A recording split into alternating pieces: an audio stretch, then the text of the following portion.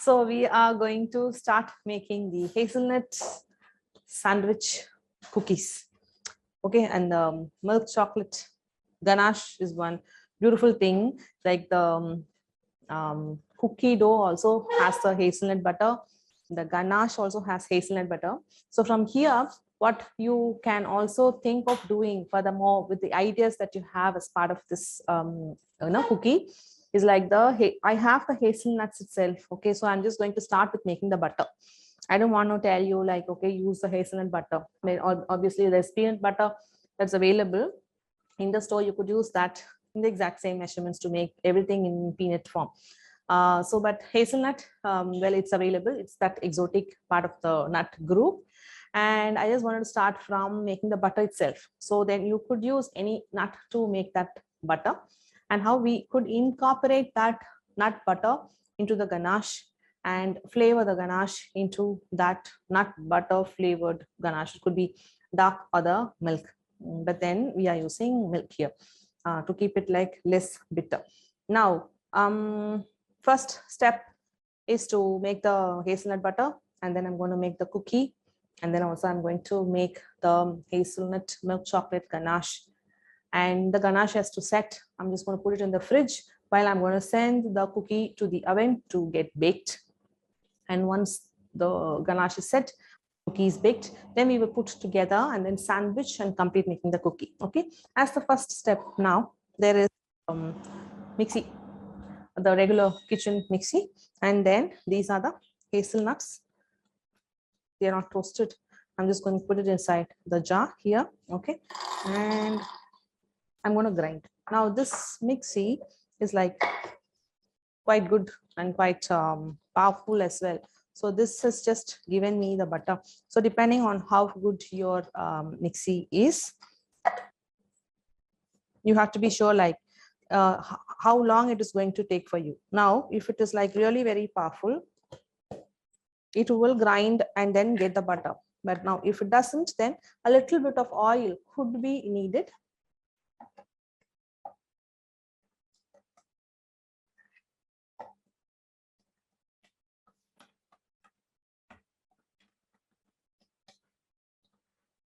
I'm just going to check how to fit this in. Okay. So I'm going to start with the first speed, breaking the nut. I just want to open out. So let me just take it out. I just want to show in that, time. I'm going to get this opened up.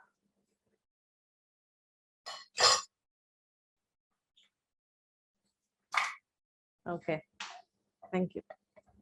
So you can see, how much the nut is just with a little processing in that slow speed. You can see it is just broken down. Now I'm just going to put it back and allow it to beat for maybe a few seconds and then open up to check back. Now you can see like part of it is like nicely processed. Like part of it, you can see there are chunks.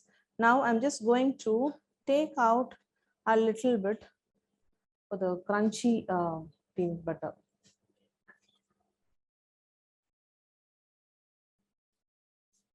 I'll just take it out in a small bowl and keep. So to make the crunchy butter, the hazelnut butter, you just need some part of this to be taken out, not the bigger chunks. So leave out the bigger chunks and then have like this.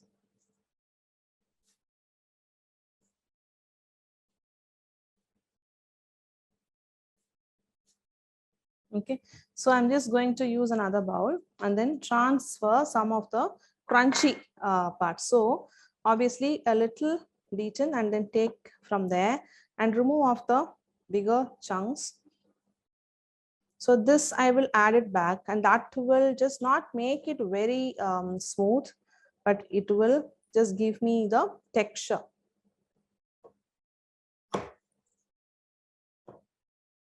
So removing bigger chunks and then saving this to be added back into, okay, so this is the one, the crunchy bits of the hazelnut, which was just processed bit. I'm going to put this back, put the lid back.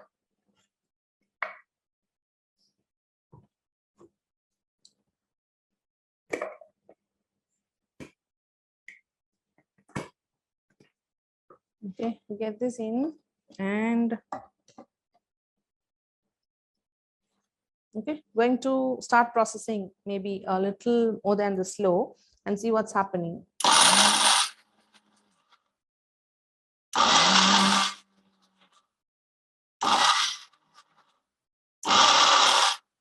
Now at this stage, I just want to show what has happened. I want to get this opened.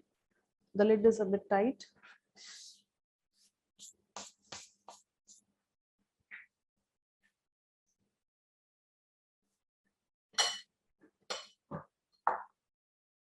Okay, thank you. So the next stage is what you are seeing now. So it is just trying to come together. That oil is from the nut itself is just binding it together. So first stage was that the dry crunchy bits that you could take it out. And at this stage, depending on how much more the mixer is going to process and then bind this and make it into a sticky paste. This needs to turn into a paste. Now, until then, okay, I'm just going to keep running the mixer. Again.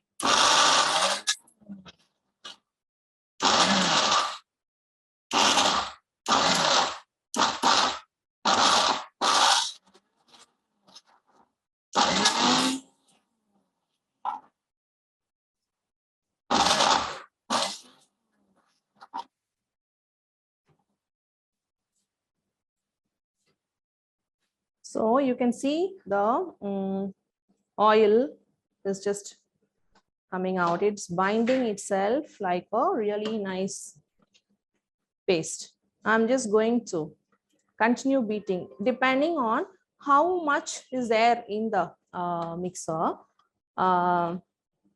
Should I be adding a little bit of oil? It's like it is going to vary with each of what you're going to do.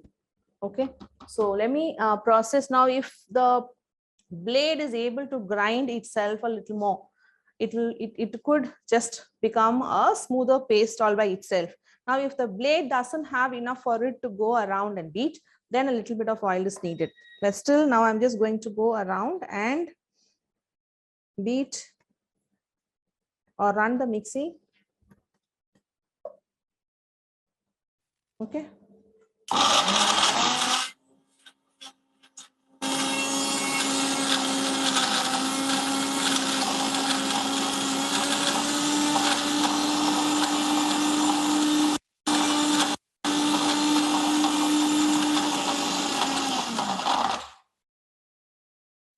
Okay, so you can see that that's like a beautiful paste.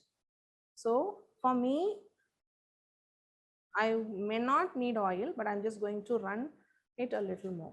See, there is quite a bit of oil that you can see is just come out from the hazelnut itself. And then this is like a really nice paste. I'm just going to scrape again from the inside of the lid as well. So in case there are chunky bits there, you just want to scrape it and put it together.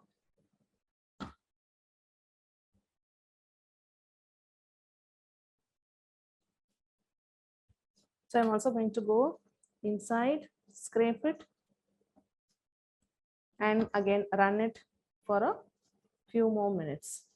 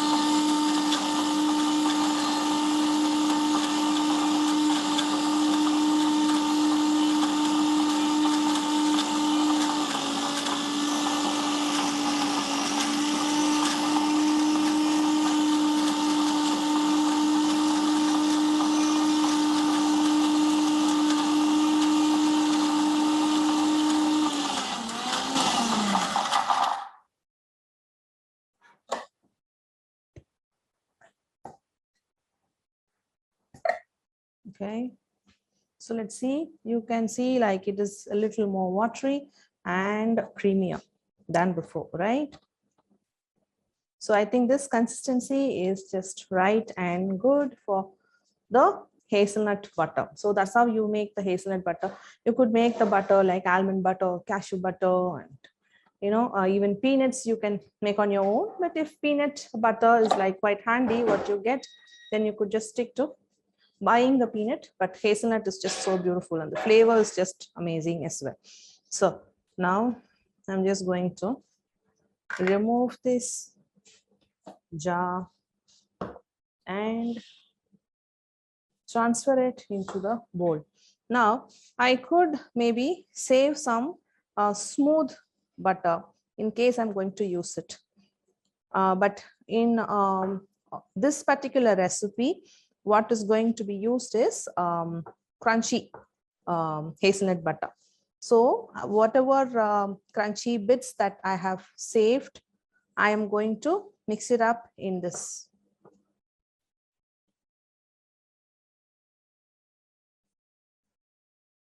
So I'm using the silicone spatula to go in and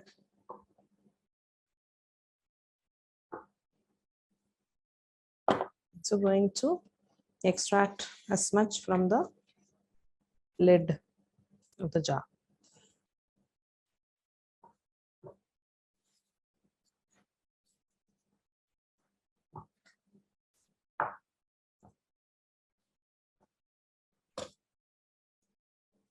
Okay, so here this is that crunchy bits, right? So this I'm just going to add it in the smooth butter, and I'm just going to mix it together.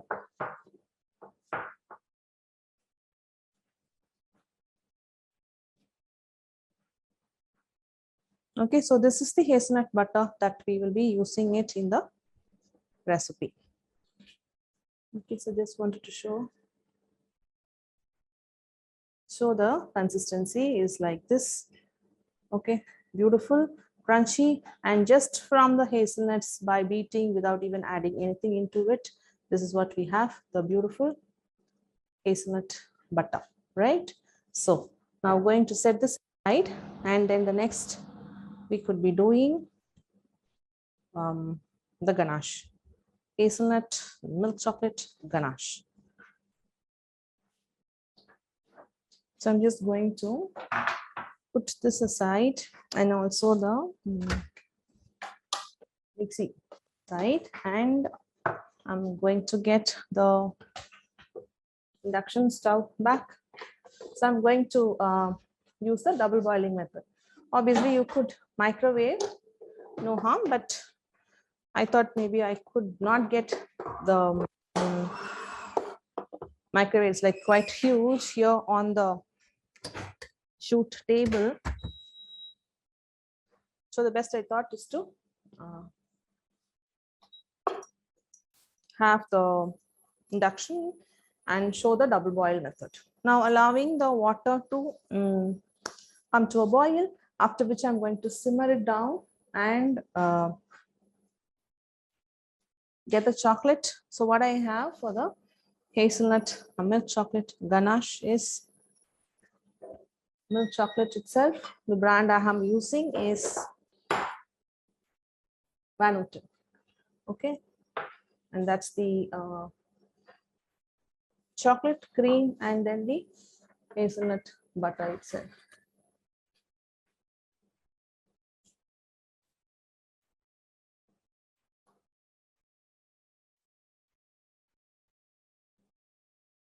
Okay, so let the water come to a boil, and then I'm going to place this bowl on the saucepan and keep mixing all of it together. And once we make the ganache needs to set maybe in the fridge. Say every 15 minutes, you could take it out of the fridge and keep mixing it so the texture stiffens up like evenly. But you keep it in the fridge like for 1 hour without taking it out in between. the outside will stiffen up, the inside will still be soft, and then you will have inconsistent texture of ganache. So if you're going to quickly put the ganache, setting to the texture we would like to pipe, then keep it in the fridge every 15 minutes and keep mixing after every 15 minutes and put it back in the fridge. Now I could see the water starting to boil. And now I'm just going to reduce the temperature. And that's chocolate, right? I'm going to add the cream into it. I'm going to wait for the cream and the chocolate to melt, after which I'm going to add the butter.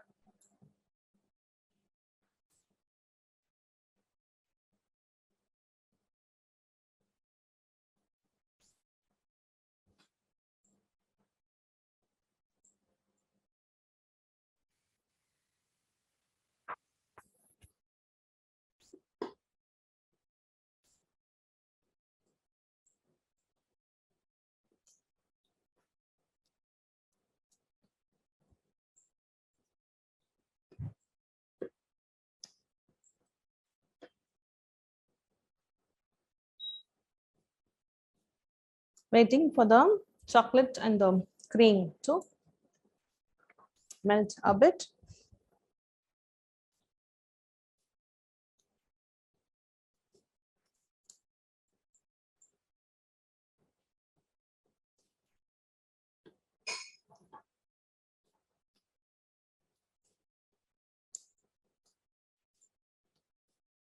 So once the cream and the chocolate completely combines together,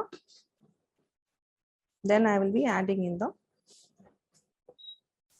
butter.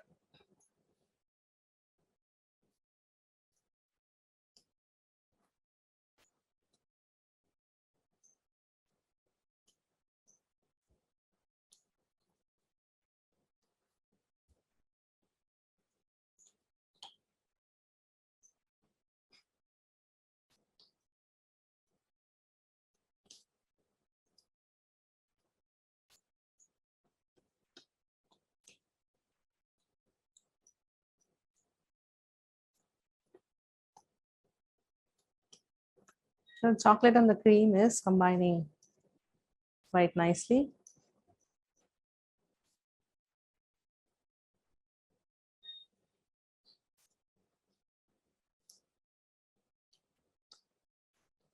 So you can see the cream and the chocolate is combined quite well. I could see the little chunks of the chocolate is still there, yet to melt. In the meanwhile, I'm just going to add the hazelnut butter into it. So while that chocolate is melting, the hazelnut butter also will combine well with the ganache.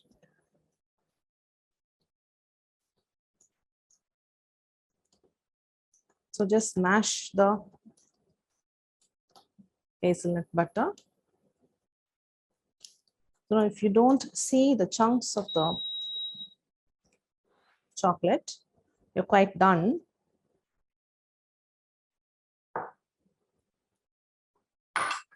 Okay, so you can just mix this well.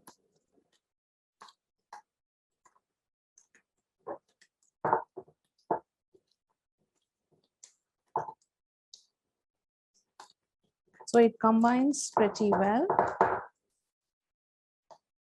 So the hazelnut with a little bit of heat, it would have melted with the chocolate and the cream, and then you have the crunchy hazelnut butter, milk chocolate ganache ready to be filled. Here, if you maybe you're just sending it to someone who you feel that they may not like these chunks, you can see the pretty specks of the hazelnut that is added, you can avoid, which means in the previous step of making the hazelnut butter, you can avoid adding the crunchy bits. You could just keep it smooth as well. It is just a choice. Like textures and who wouldn't like textures, like maybe certain kids, right? They may not like the textures. In that case, you can avoid that. So this needs to cool down in the fridge. Now for the next step, I'm just going to remove the induction out, and I'll be needing the KitchenAid bowl with a paddle attachment for making the ghee dough.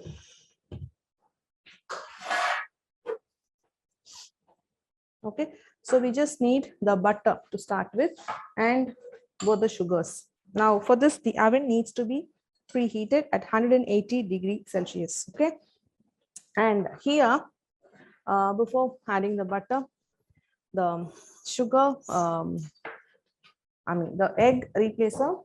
This is another special ingredient. It's not flax meal. We have the chia meal. It's like have the chia seeds and then process the entire thing in the mixie and then have the chia meal, which is the powdered chia seeds is what I have, right? So that's the chia seeds and the water as per the measurement. So into this, I'm adding the water, measured water, and using a small whisk or a fork, just combine it together, whisk it together. Okay. So this is going to give the eggy texture. You can see it's already just become quite gooey and has the egg texture, right? So, but this needs to be setting aside and get soaked. So in the meantime, what we could do, put all the dry ingredients together. So I have this bowl and then put the flour.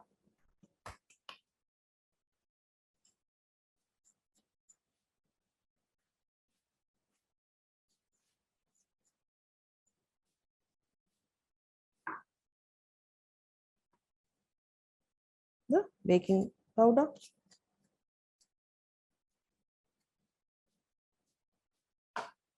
The salt.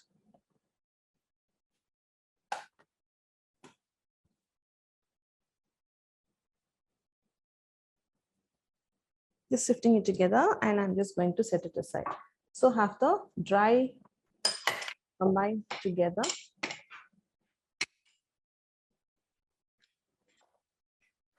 And now then we are ready to start with the butter. So butter goes in first and I'm going to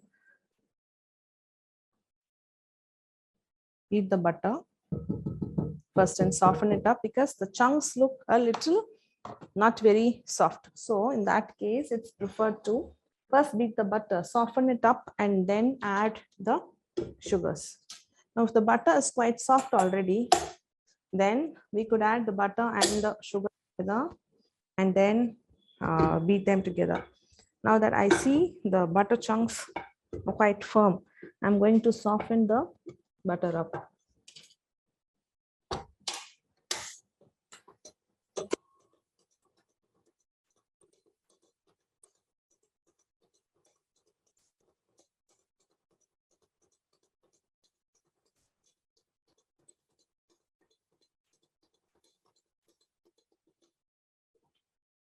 So the butter is softened and then we are just going to add the sugar, white,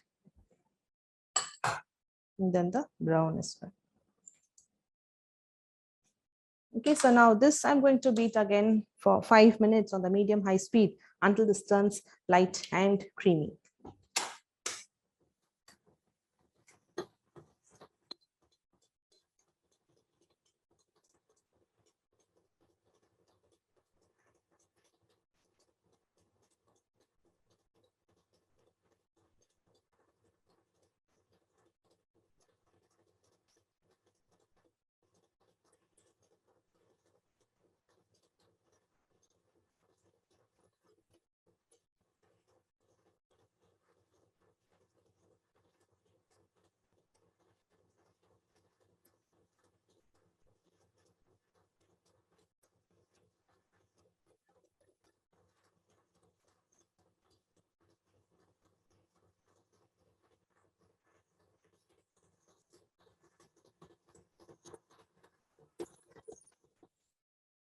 I'm just going to take it out and show you how the textures changed here. So you can see the butter together with both the sugars. It's just combined, and we just need to beat it a little more. Obviously, it is turned pale. It will keep turning paler like after every minute, but we have to give it the time for it to completely get light and fluffy.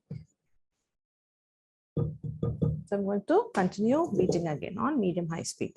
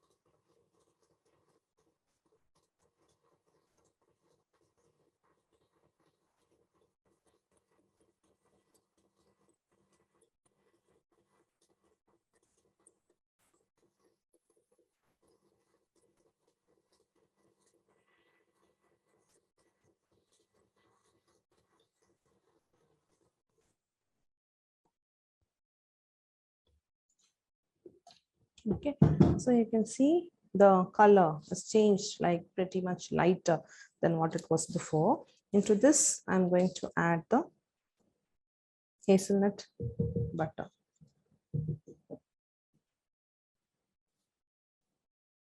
Okay, so here again is that crunchy hazelnut butter.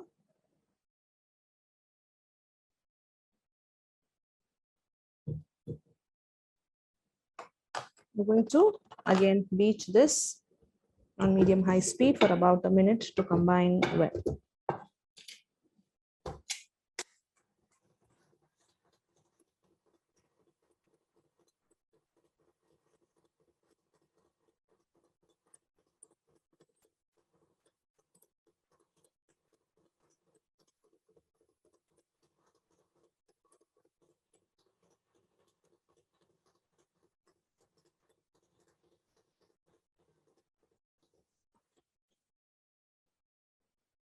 So into this, I'm going to add the chia egg replacer. I just want to check how it is. Have a spoon, just wipe the spoon. This towel is. Yeah. So you can see how it is just formed a beautiful slimy lump together. Okay, and this acts like a beautiful egg replacer.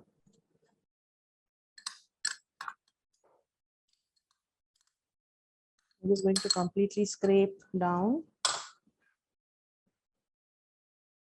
even the spoon and add everything into the bowl, scraping it.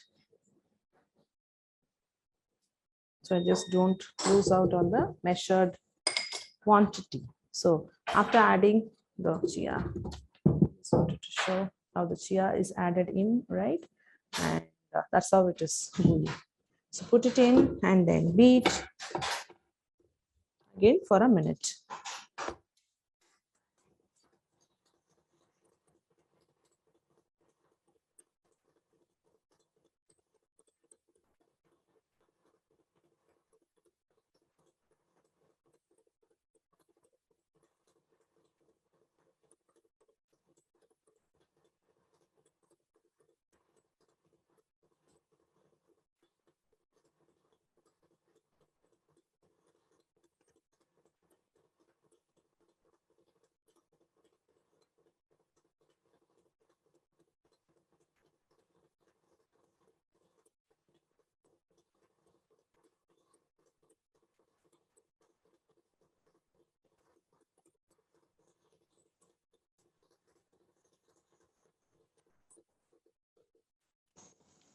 So it's like quite nicely combined well.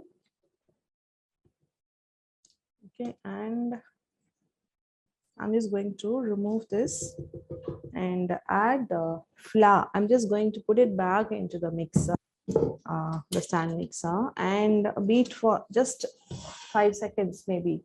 But here at this stage, I just want to add the flour.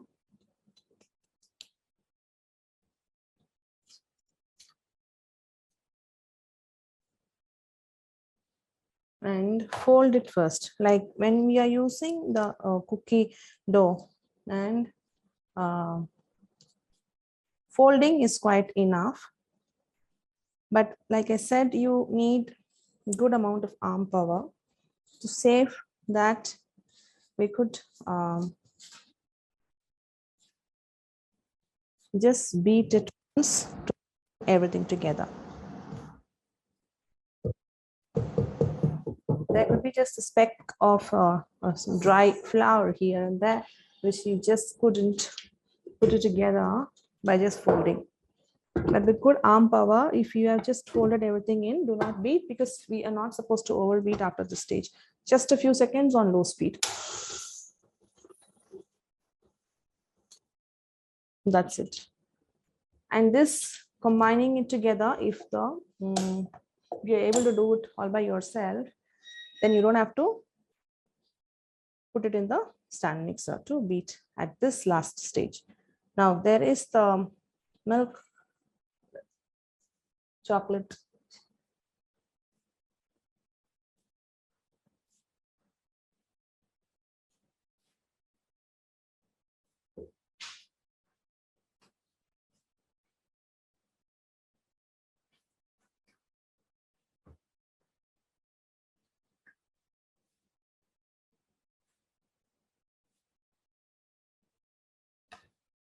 Okay, so I've scraped it down fully. I'm just going to remove it from the KitchenAid stand. And now let me combine everything together before I'm putting the chocolate chunks. Okay, so it is quite a soft dough, and then the chocolate chunks, which are just nicely chopped into smaller bits, I'm just adding in. Okay, and now this obviously you cannot beat after this has been added. So fold it and make sure the chocolate bits are completely combined. And it's just spread everywhere in the batter. So it's like there is no part of the batter which is without the chunk. Now this is I think this is quite soft. We have to cling wrap this and put it in the fridge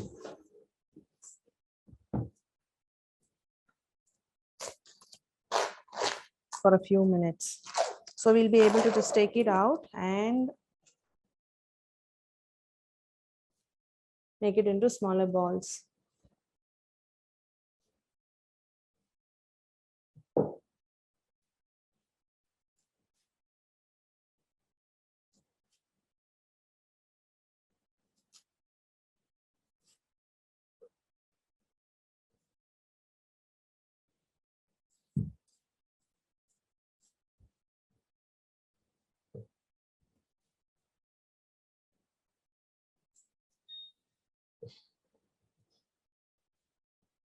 So scraping out the cookie dough completely from the bowl.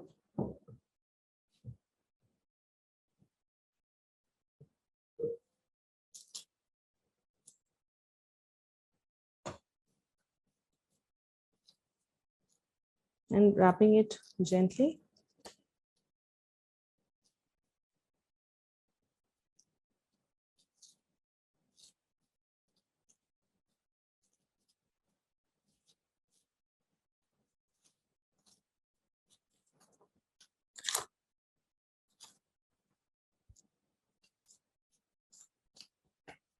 Just making it a little flat will help it to stiffen up evenly.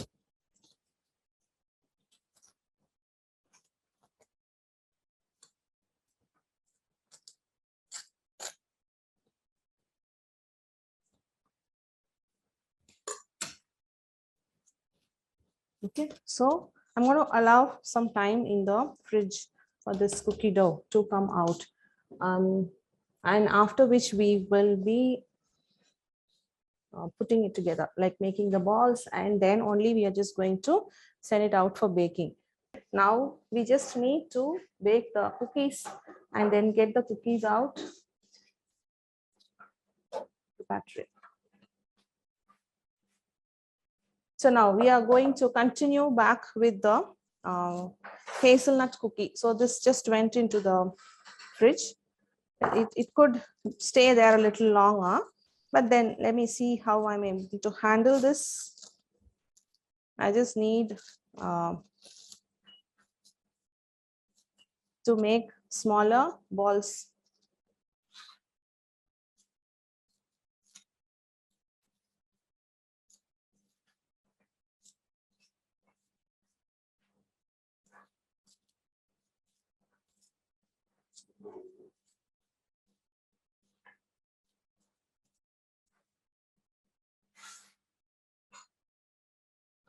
Okay, so I'm just going to have the bowl of flour as well here, just in case I just need to touch my fingers.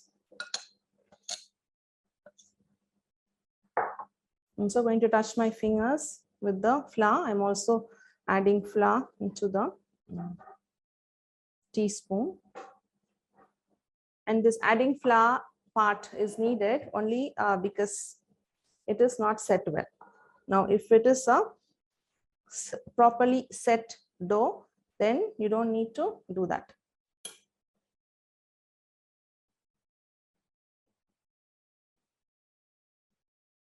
So it just shouldn't be sticking to your hands.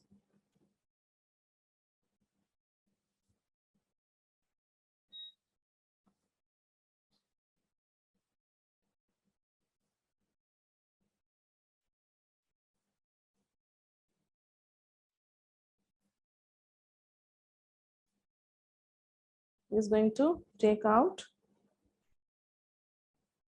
and then flour.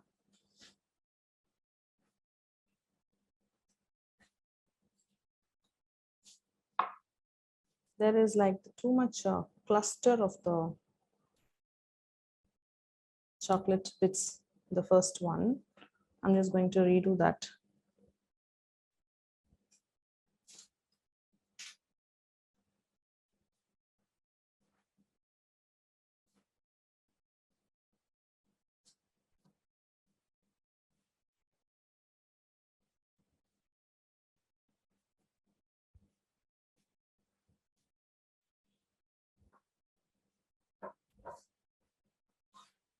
I'm just going to have the flour to dust back into that bowl. Okay, so I just flatten it out, not too flat, with like about 2 inches apart. I'll just take that tray out and then show it to you.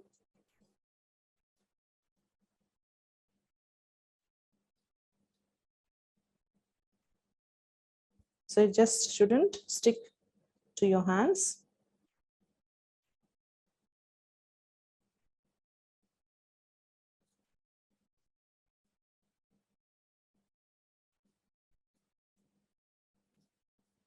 You could allow, say, maybe half an hour more for it to firm up in the fridge. And then, so it is not going to be as soft as this. You could avoid the flouring your fingers and the hand.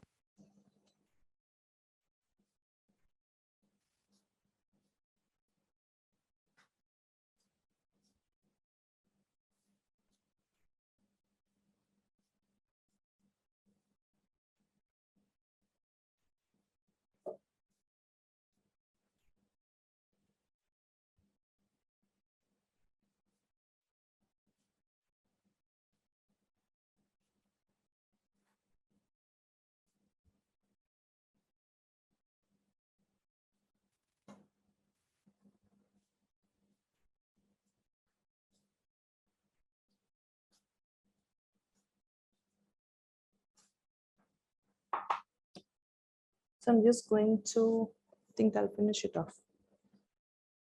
Maybe I'll do 8. So we'll have 4. Just going to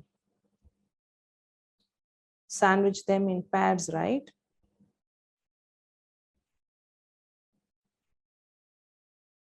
So I have 8 here. This I'm just going to put it back and then allow it to firm a bit. And then I will bake it, right?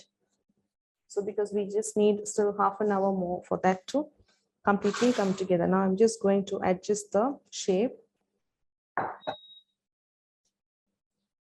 And now while the ganache, the hazelnut milk chocolate ganache is setting in the fridge,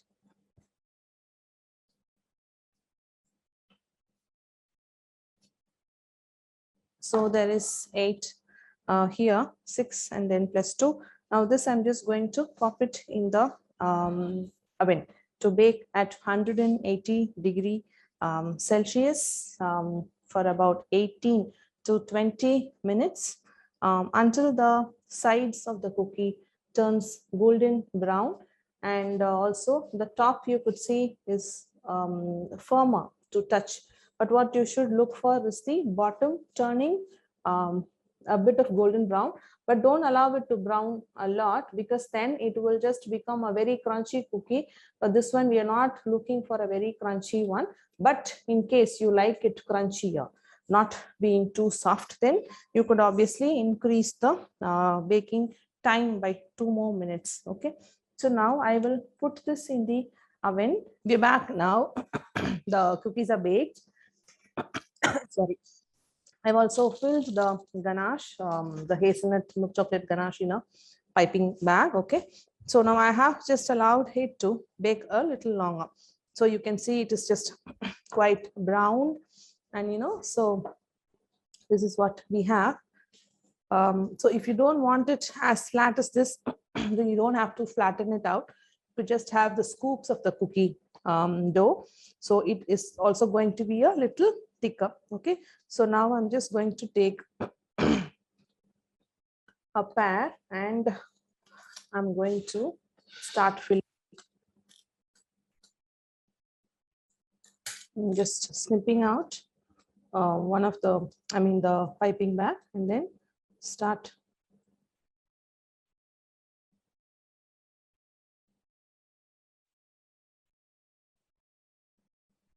So I'm just not going to add till the room. I'm just going to take the pan and I place it on top and then just press it gently.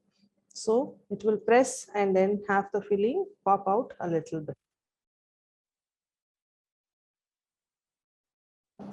Okay, so I'm just going to pick out 2 which is in the same size and continue.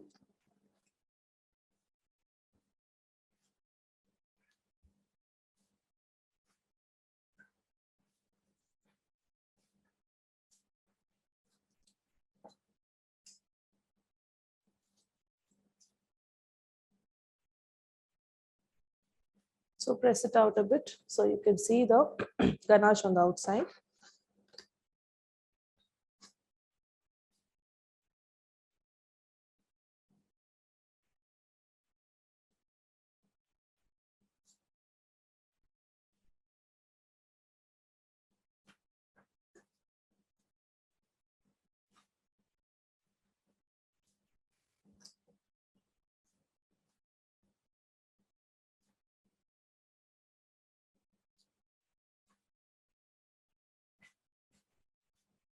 See, that's just broken. It's just like quite thin.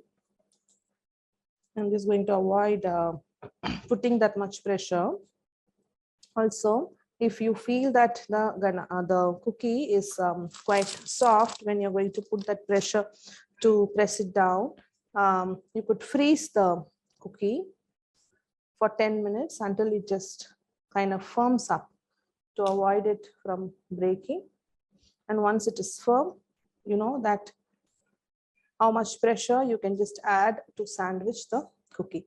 So too much pressure in the middle is just going to crack the cookie like that. So I'm just going to place it. To firm this up, you can let the sandwich together firm up. You can just pop it in the fridge, is quite fine. And you can after it is being firming in the fridge, then you could just take it out and allow it to be in the room temperature. The ganache is just going to it is not going to be like really very sticky to the touch and all that, and this also travels well. But then you have to be packaging it in a way that they are not going to move and then hit with each other. Okay, and then we have the cookie. To just break it, I'm just going to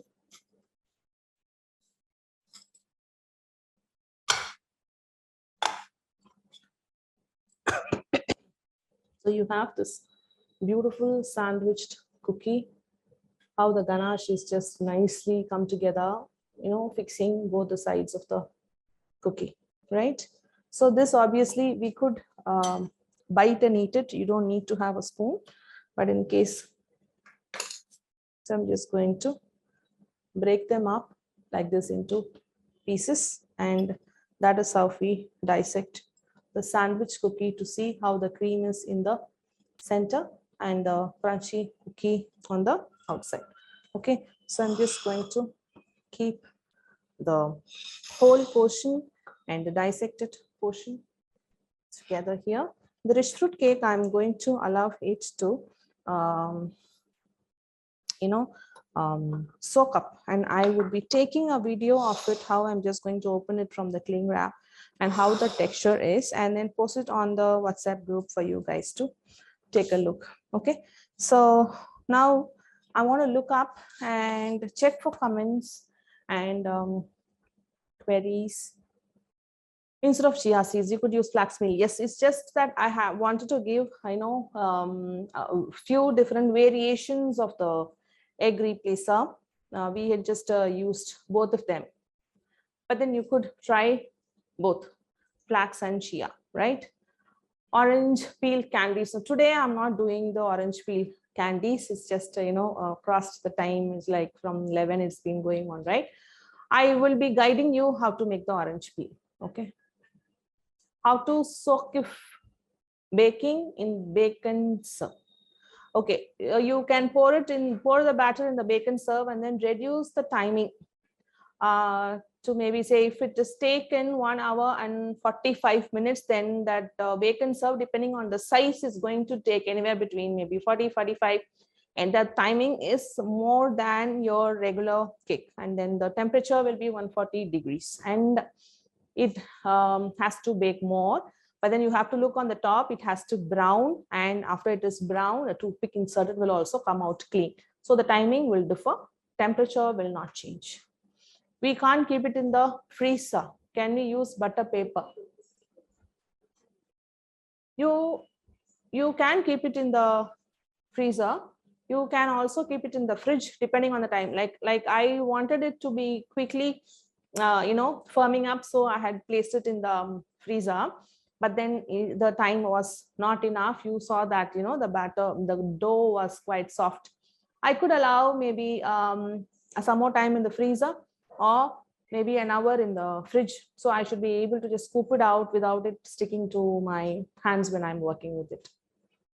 Okay, so the comments that have been copied and pasted, which I had to reply at the end. Instead of tart cups, can I make one big pie? If so, what must be the temperature and the time? So temperature will remain the same. Okay, time obviously will increase.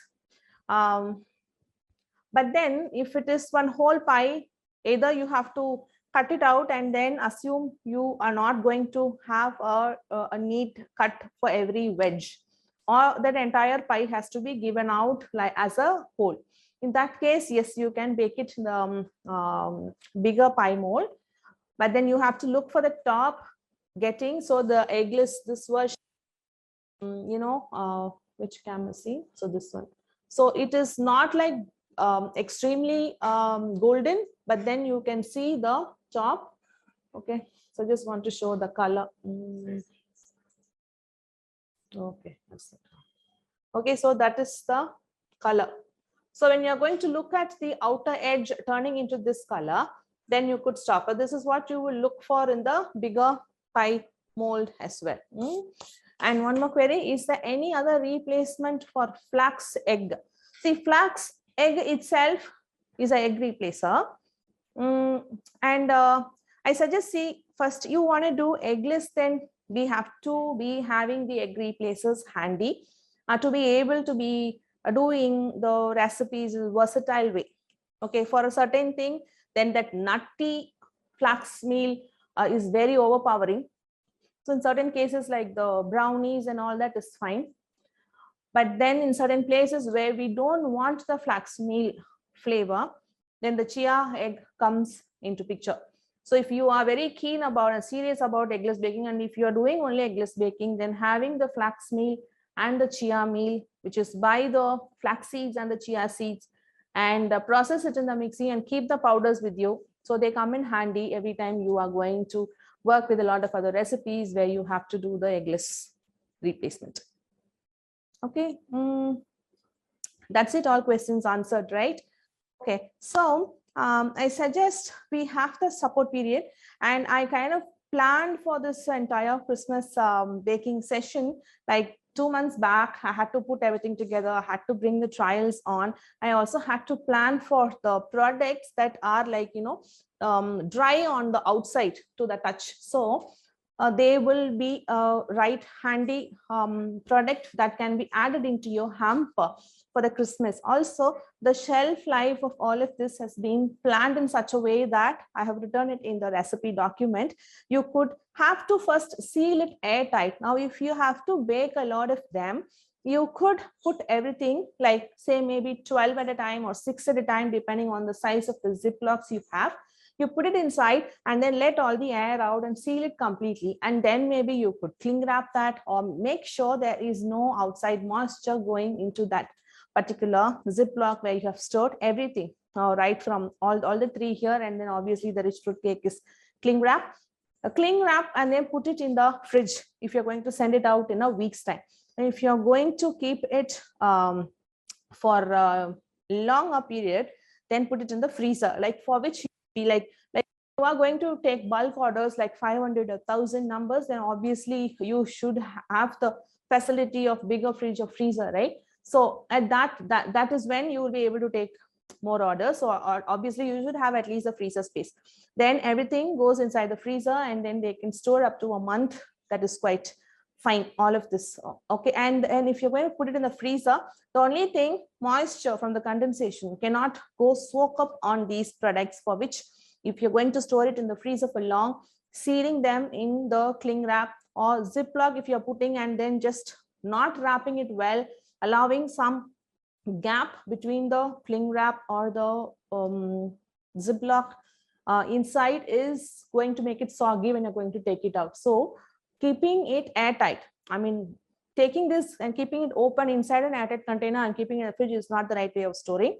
You have to put them into the Ziplocs, get the air out, seal it, and then fold the paper, the Ziploc, and then it goes into the freezer or the fridge. You could also cling wrap on top of that. So it can go in batches of 6 like cookies. Maybe it could go like batches of 10, or you could keep, you know, stack them and then cling wrap it completely. The only logic you need to keep in mind is the surface of the products are completely not in contact with the gap or even little bit of air or moisture. And that place, it is just going to have it stored for long. And then once they are dry, take it out, then they add to be a very good product into your hamper, the Christmas hamper as well. So more questions coming in. Chia seeds means sabja.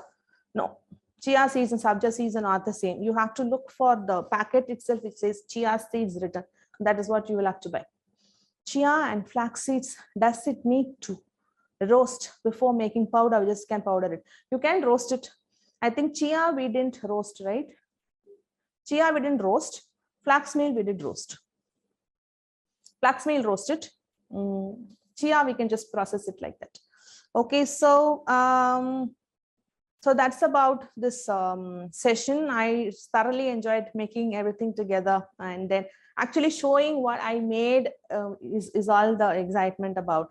Okay, so the WhatsApp group, I want you guys to try it out for Christmas, right? So until the Christmas, maybe on 26th, we will just have the group dissolved. Until then, you guys can start make maybe one by one, and then show your result onto the WhatsApp group.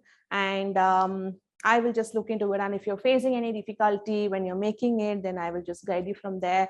And I'm looking forward to you guys having a blast of Christmas baking in the season, and hopefully seeing you all making these goods from the session and having it very productive. How can we price? So pricing, I will be updating on the WhatsApp group, because that is another lengthier process. Because I can't say, okay, this you can price it up to say maybe 100 a cookie. I can't say that, because the milk chocolate, what I have used, the brand I have used, if I used Calabo, if you use Van Houten, then obviously the price will change. Or maybe if you choose to use a compound, then that's a different, pricing, right? So everywhere, like depending on what foods I'm using, like if I used kiwi in that, obviously my pricing would change. So I'm going to brief up on the pricing on the WhatsApp group. Okay. And so any more doubts, I think we will connect on the WhatsApp group and be in touch there until Christmas date. So looking forward to you guys making this in your hampers. And then if you have done that, so do let me know, let the team know. And we're just going to be very proud of what we've done and what you guys will be doing by making use of the session. Okay, so Merry Christmas to you guys and a Happy New Year too. Okay, bye.